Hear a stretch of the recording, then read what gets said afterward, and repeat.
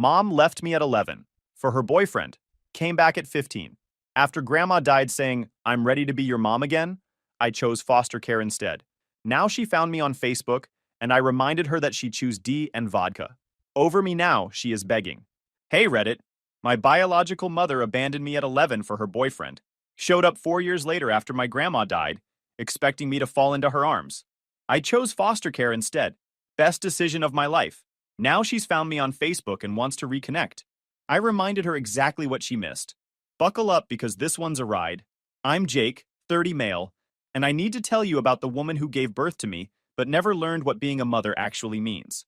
This isn't a story about reconciliation or forgiveness. This is about boundaries, consequences, and the difference between biology and family. Let me paint you a picture of my childhood before everything went sideways. I was a normal kid living in a normal house in suburban Ohio. Dad worked construction, mom stayed home, and I was their only kid.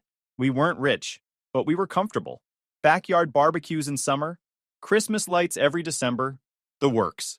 Then Dad died when I was 9. Heart attack at 42 while working a job site. No warning, no goodbye, just gone. Mom received a decent life insurance payout, around $300,000 after everything was settled. That money should have set us up for years, given us breathing room to grieve and rebuild. Instead, Mom met Derek about 8 months after Dad died. This guy was everything my father wasn't. Unemployed, smooth-talking, the kind of dude who wore gold chains and drove a car he couldn't afford. He moved into our house within 3 months of them meeting, treating the place like his personal hotel. I watched the life insurance money disappear like water down a drain.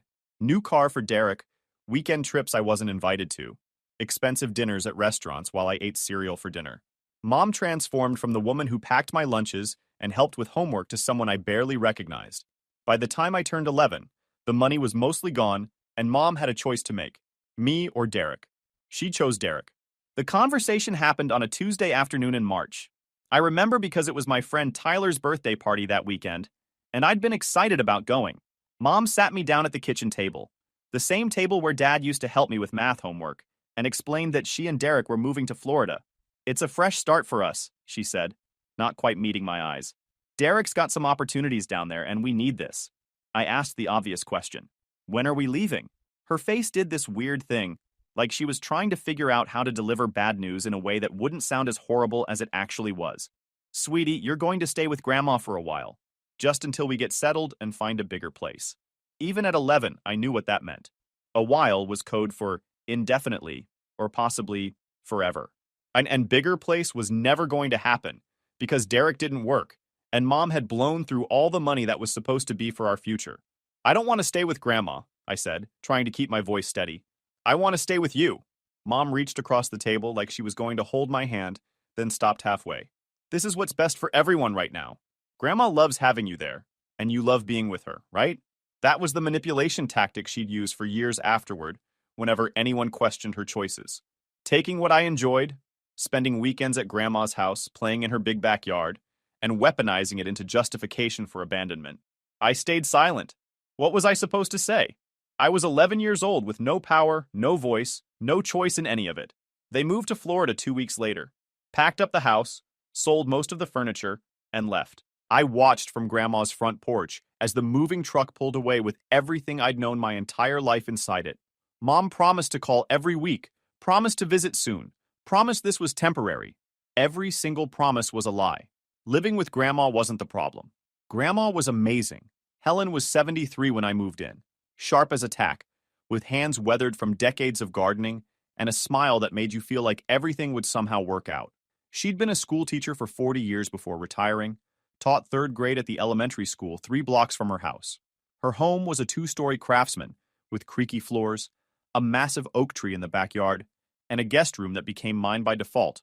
The first night, she made my favorite dinner, meatloaf with mashed potatoes, without me even asking. Set my place at the table like I'd always eaten there. When I got quiet during dinner, she didn't push me to talk. Just said, "You're safe here, Jake. Whatever you're feeling is okay." That's when I cried for the first time since Mom had told me she was leaving. Just broke down sobbing into my mashed potatoes, while this elderly woman I'd only seen on holidays held my hand and let me fall apart. Grandma never badmouthed Mom, which I appreciate now more than I did then. She'd just say things like, Your mother's dealing with her own struggles, or sometimes people make choices that are hard to understand. Real diplomatic. Never putting me in the position of having to defend someone who didn't deserve defending. She made sure I had everything I needed. School supplies appeared before I asked. My favorite snacks were always in the pantry. When I grew out of my shoes, new ones showed up without any drama about money. And she came to every single school event. Concerts, science fairs, parent-teacher conferences, signed permission slips, helped with homework, learned to play video games so we could do it together, even though she had no idea what was happening on screen. Meanwhile, Mom's phone calls became less frequent.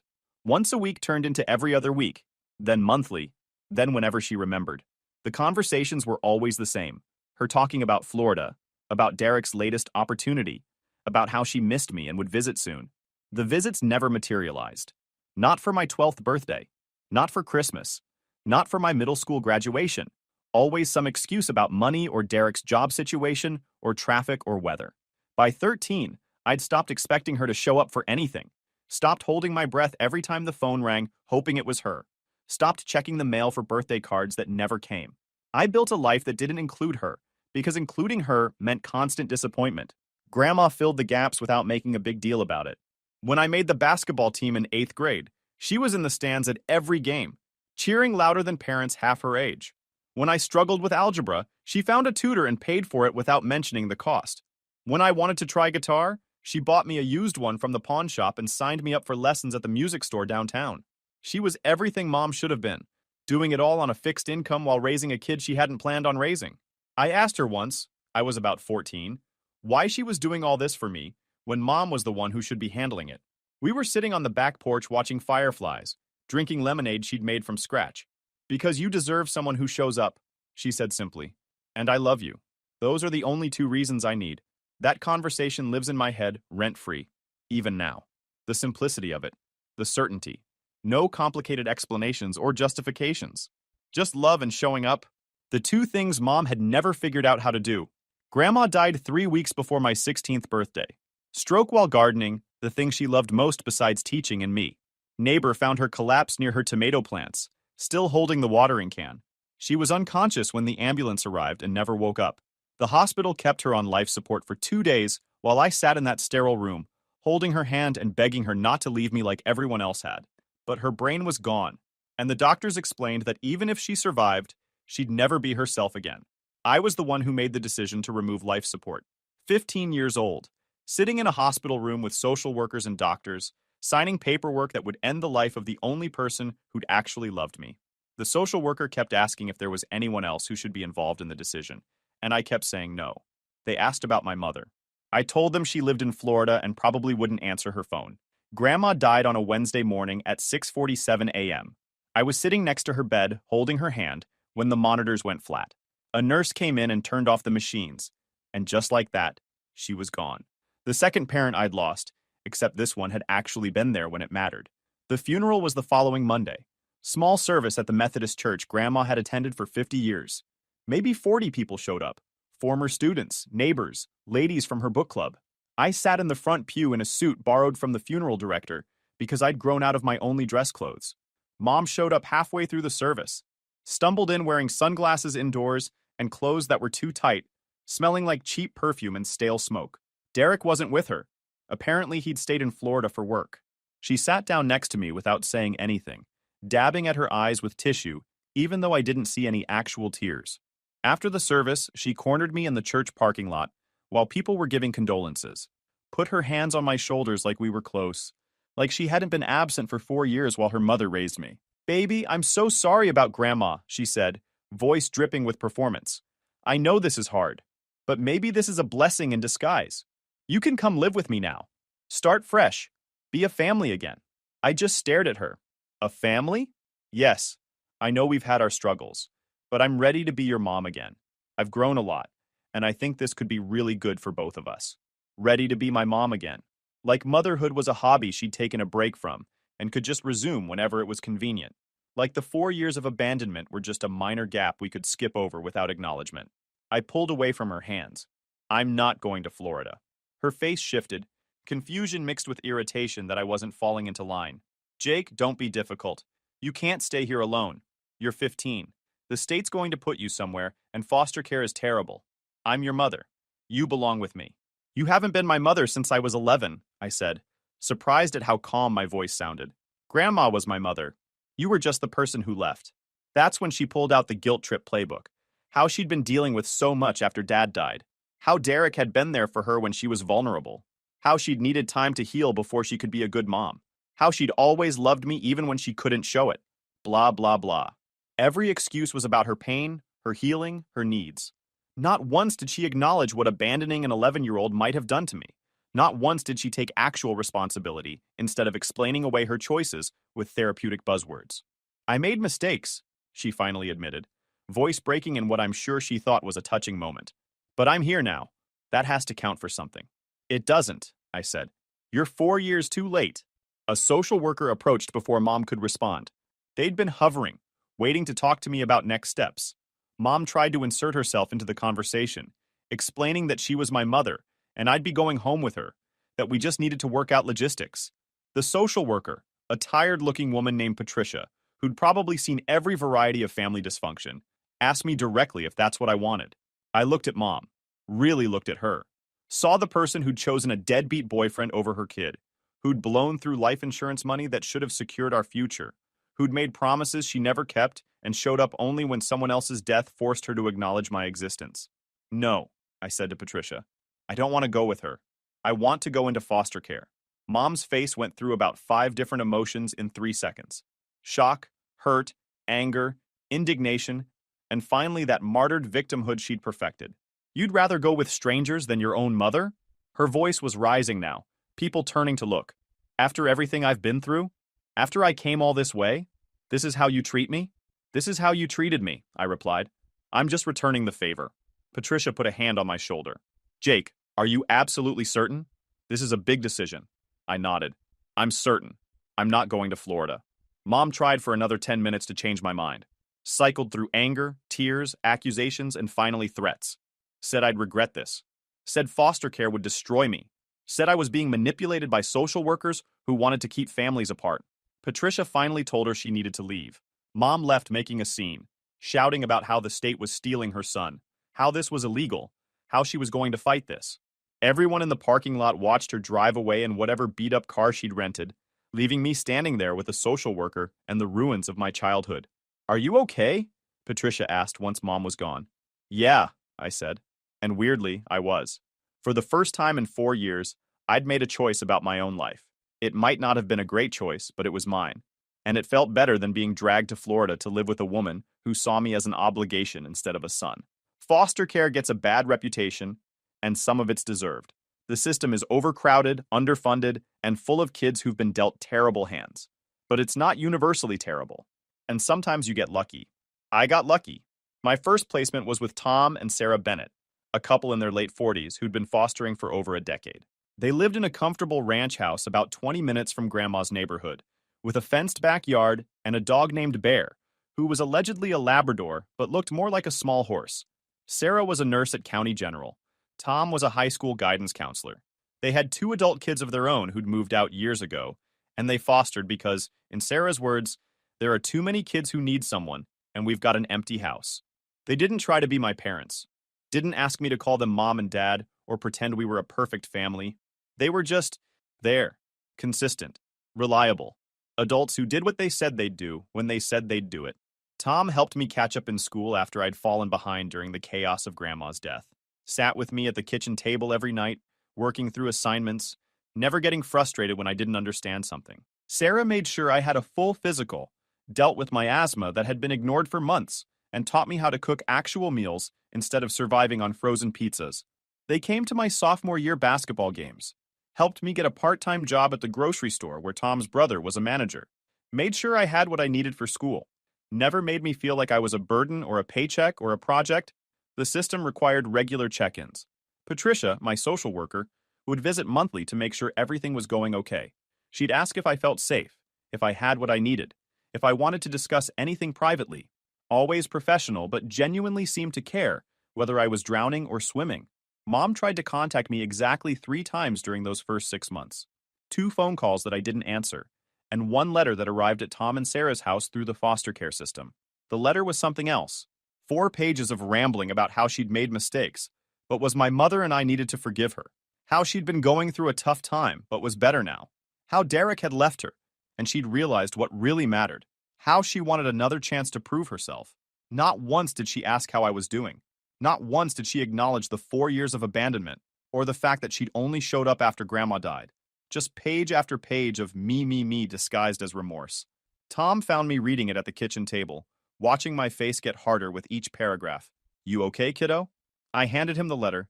He read it silently, expression shifting from neutral to something I couldn't quite identify. Then he carefully folded it back up and handed it to me. "What do you want to do with it?" he asked. "Can I throw it away?" "It's your letter. You can do whatever you want with it." I threw it away. Felt nothing. Just crumpled it up and tossed it in the kitchen trash like junk mail. Tom didn't comment, just squeezed my shoulder and went back to making dinner. That was the last I heard from Mom for years. The calls stopped. The letters stopped. She disappeared back to whatever life she was living in Florida, and I got on with building mine. High school passed in a blur of normal teenage experiences. Made the varsity basketball team junior year. Got my first real girlfriend, Amanda, who kissed me after homecoming and broke my heart 6 months later when she moved to North Carolina. Learned to drive in Tom's old pickup truck, failing the test the first time because I was so nervous I forgot to check my blind spot. Tom and Sarah never made me feel like I was temporary. When I asked if I could paint my room, they said yes and helped me pick out colors. When I wanted to try out for track in addition to basketball, they rearranged schedules to make sure someone could get me to practice. When I got a B- in chemistry and was disappointed, Sarah told me she'd barely passed high school science, and I was doing great. They were at my high school graduation, front row, cheering louder than necessary when I walked across that stage. Sarah cried. Tom took about 1,000 photos. They took me out to dinner afterward, at a steakhouse I'd never been able to afford, and Tom made this speech about how proud they were of me, and how excited they were to see what I'd do next. I'd been accepted to Ohio State for mechanical engineering, had scholarships covering most of it, combination of academic merit, need-based aid, and a grant specifically for foster youth. Tom and Sarah offered to help with the rest, but I'd been working at the grocery store for 2 years and had saved enough to cover what the scholarships didn't. The day I moved into the dorms, they helped me carry boxes up 3 flights of stairs. Sarah made my bed with new sheets she'd bought specifically for this. Tom assembled the desk chair I'd bought used on Craigslist. Before they left, Sarah hugged me tight and said, "You call if you need anything. Anything at all." "I will," I promised. "We're proud of you, Jake," Tom added. "Your grandma would be too." That hit different. He didn't say, "Your mom would be proud," because we both knew she wouldn't be. She'd abandoned me and missed every milestone. But Grandma, the woman who'd actually raised me, would have been proud. That's what mattered.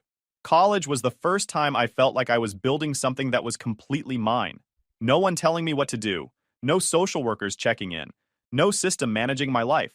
Just me, my classes, and a future I was constructing one decision at a time. I worked part-time at a campus bike shop, made friends with guys on my dorm floor, joined an intramural basketball league, and got my butt kicked by pre-med students who played like their lives depended on it. Dated a girl named Claire for most of sophomore year, until we mutually agreed we were better as friends. Graduated in 4 years with decent grades and a job offer at an engineering firm in Columbus. Tom and Sarah came to the graduation. Sarah cried again. Tom took more photos. They'd become the closest thing to parents I had, and I made sure they knew it. Met my wife, Emma, at work. She was an architect working on the same project, a new sports complex that required coordinating structural engineering with design aesthetics.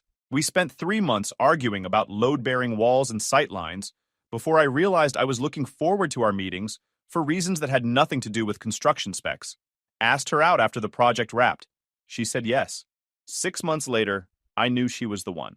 2 years after that, I proposed. She said yes again, and I married her at a courthouse with Tom and Sarah as witnesses because neither of us wanted a big wedding, and Emma's family had disowned her for marrying too young. We built a life together, bought a small house in a decent neighborhood, had our first kid, a boy we named Thomas after Tom. Second kid, a girl named Helen after Grandma. Emma went back to work part-time while I climbed the ranks at the engineering firm, eventually becoming a project manager overseeing multi-million-dollar builds. Tom and Sarah were grandma and grandpa to our kids in every way that mattered. Babysat when we needed date nights. Showed up for birthdays and holidays. Were in the delivery room when Helen was born because Emma wanted Sarah there for support, and I wanted Tom there because having him present felt right. This was family.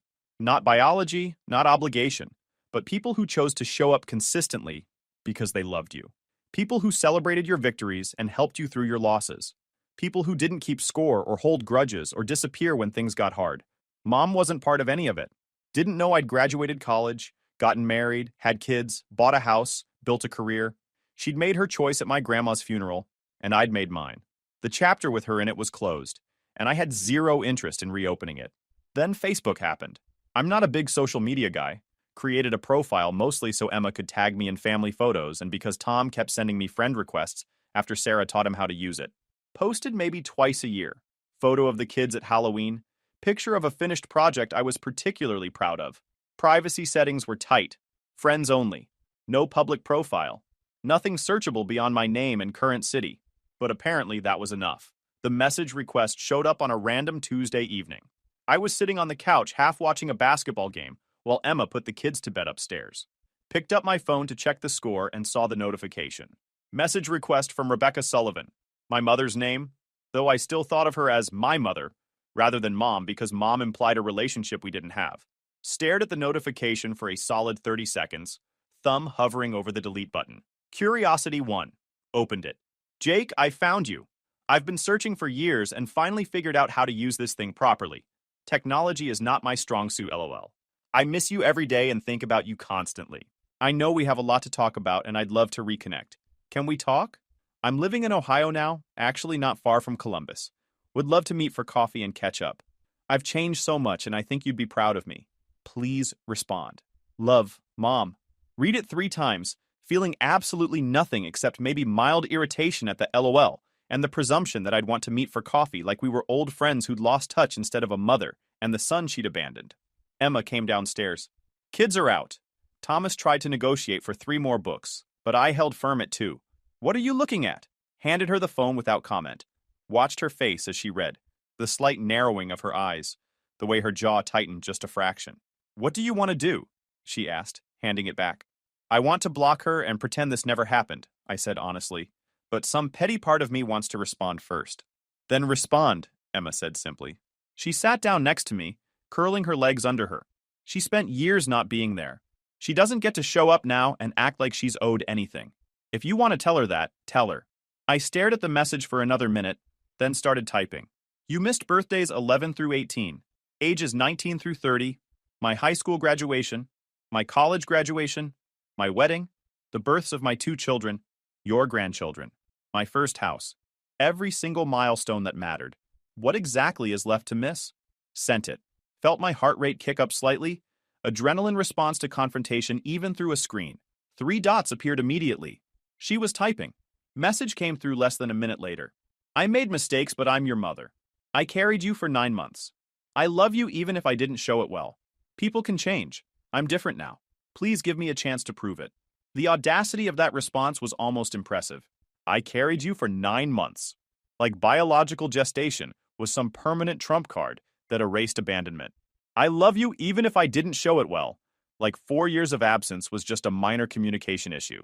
I'm different now. Like that mattered when she'd had 15 years to reach out and had only done so after finding me on social media. Typed my response carefully, wanting to be clear and final. You were an egg donor who chose a boyfriend over your son. Being a mother is more than biology. It's showing up. It's sacrifice. It's putting your kid first even when it's hard. You did none of those things. Grandma was my mother. Tom and Sarah became my parents. You were just the person who left me to be raised by better people. I'm blocking you now. Don't contact me again. Hit send. Blocked her immediately before she could respond. Blocked her on everything. Facebook, Instagram I rarely used, LinkedIn, anything she might try to use as a workaround. Emma squeezed my hand. You okay? Yeah, I said. And I was. No regret, no guilt, no second thoughts. Just relief that I'd finally said what needed to be said and cut off her avenue of access. That should have been the end of it. It wasn't. 2 weeks later, Emma got a message request on her Facebook. Same name, Rebecca Sullivan, with a profile photo of Mom looking significantly older than I remembered. Apparently, she'd found Emma through my profile before I'd blocked her, seen we were married, and decided to go around me. The message was a novel.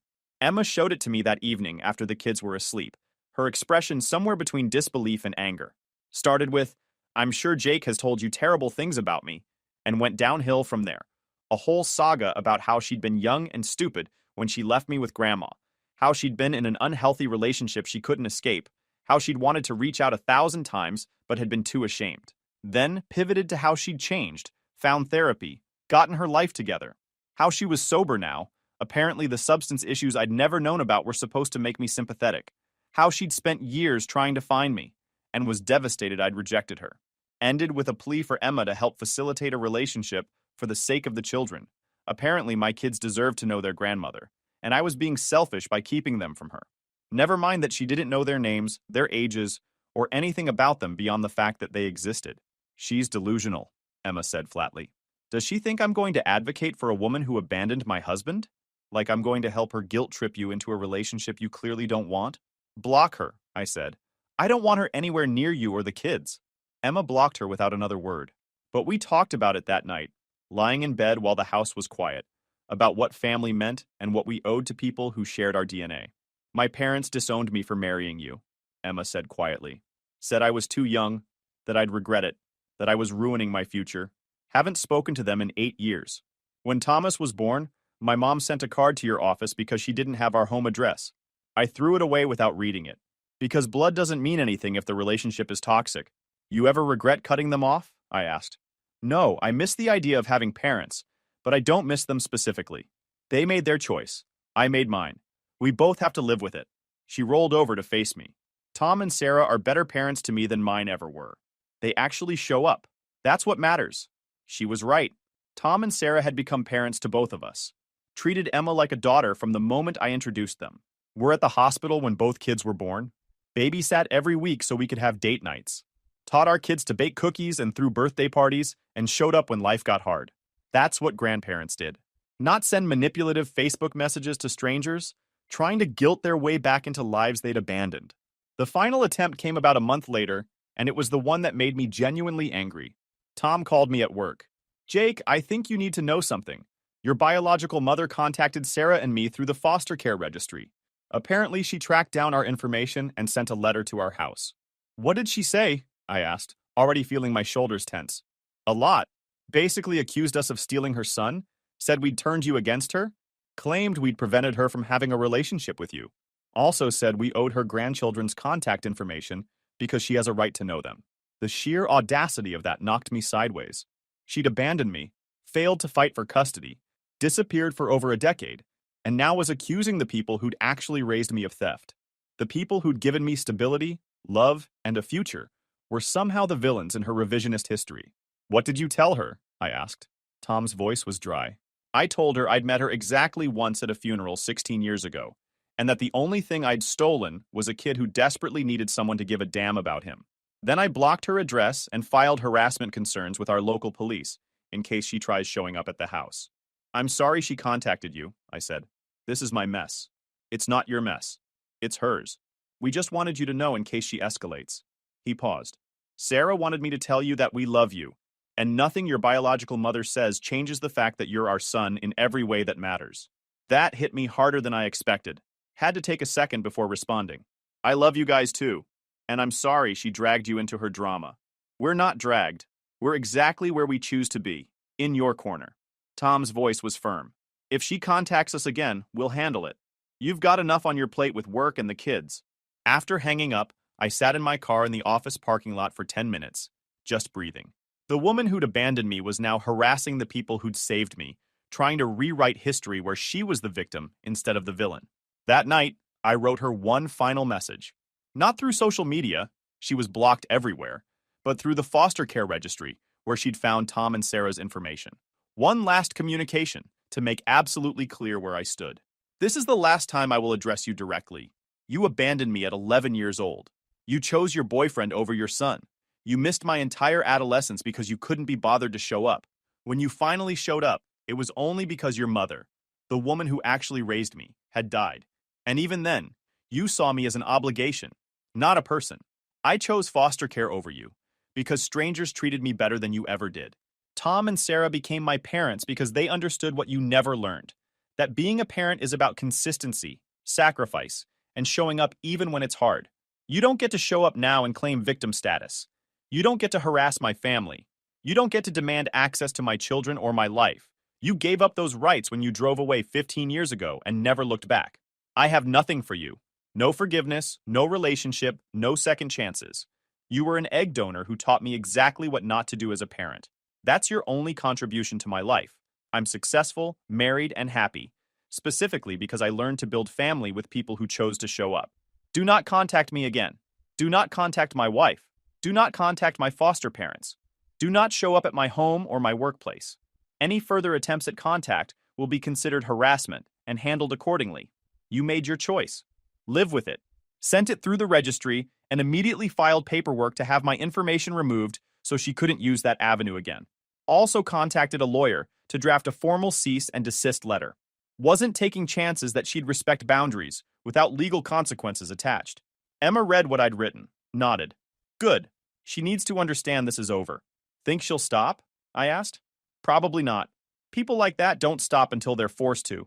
But at least now you've been clear, and you've got legal backing if she keeps pushing. She was right on both counts. The cease and desist got sent to the last known address we had for Mom.